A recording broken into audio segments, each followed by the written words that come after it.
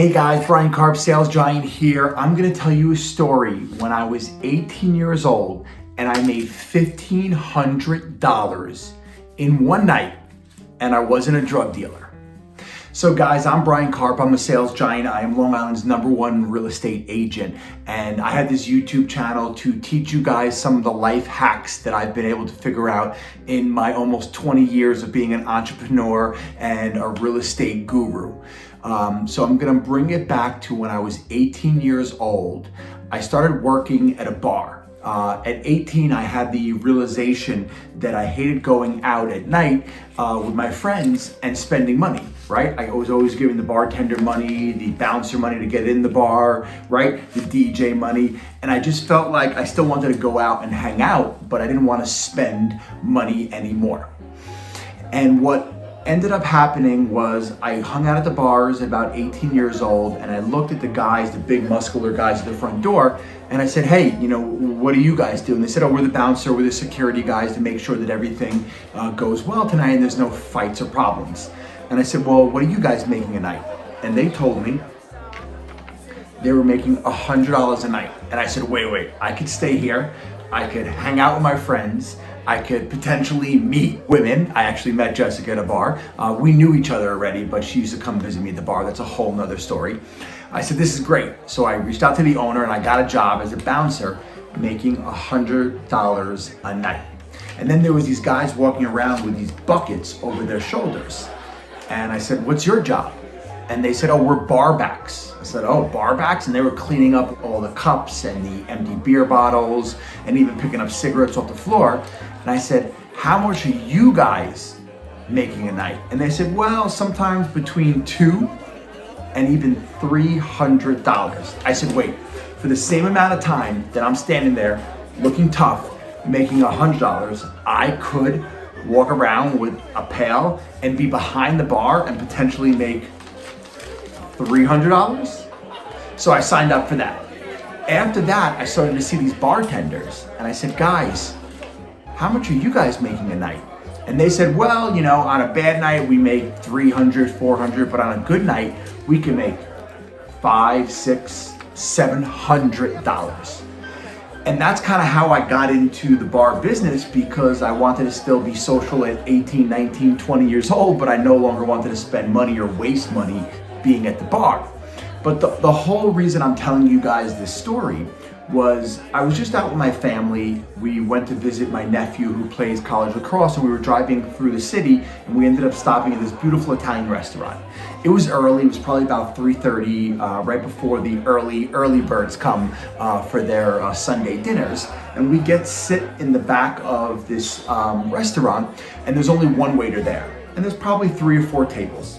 The waiter comes over, and immediately we can see his face that he looks exhausted, he looks like annoyed, and he's like, yeah, I'm the only one on tonight.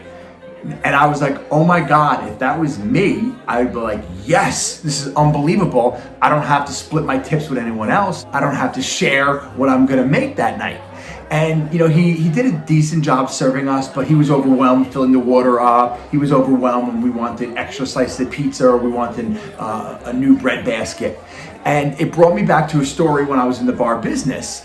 And when I was in the bar business, before I moved up to a bartender, I was just a bar back. And what would happen is every bar inside the main bar would have their own private bar back, right? And you were the guy who would bring ice, bring more beers, bring more liquor bottles. And when you weren't busy doing that, you'd go around, pick up cigarettes and get any empty beer bottles or anything like that. And what happened was I was working this bar called the Foggy Goggle, which was known for their Sunday night parties after the Bordy Barn. And if any of you guys are Long Island people, you'll know about the Bordy Barn. And the place would be packed. It was actually a Sunday of a holiday weekend, right? So it means everybody was off on Monday, which guaranteed me as the bar back that I was gonna make, $500, which was tremendous.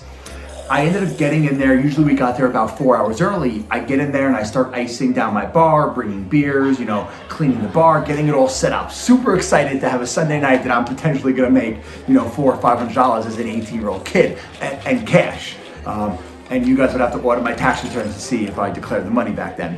Just joking, whole nother story about the government and taxes. But It ended up that night that about an hour or two before we opened up, we got a phone call that the other barbacks who worked were not coming in. So the manager or the owner of the bar at that time said, "Bri, can you please call around, and see if you can get another barback to help you?" So I said, "Sure, absolutely," because she's like, "There's no way you're gonna be able to cover this whole place on your own." And I was like, yeah, you're right, it's a holiday weekend, and at that place there was 3 bars, and we usually either had 2 barbacks or 3 barbacks. 2 barbacks, it was hectic, right? 3, you had a little time to socialize if that was your thing back then. But all I cared about, an 18-year-old, was making money. I wasn't chasing anything else. So what I did is I said, sure, let me call someone, and I went in the back and I called nobody. Absolutely nobody. The reason I called nobody was because I knew I could handle it, and even if it got a little bit out of control, we would make it through the night. There's always enough beer and enough ice, and I knew that if I ran the whole place, that I would get tipped out from all 3 bars, and I had a chance of making $1,200 or $1,500 that night. So for me, it was an absolute no-brainer. So listen, guys, I was blown away by the guy at the restaurant who was upset that he was the only server, like he had to do more work. But if you're there for a certain amount of time, you might as well collect as much money as possible. I'm gonna ask you guys, if you like this video, hit the like button, subscribe to the channel, and please share this. It's the only way we're gonna be able to continue to bring you guys great content.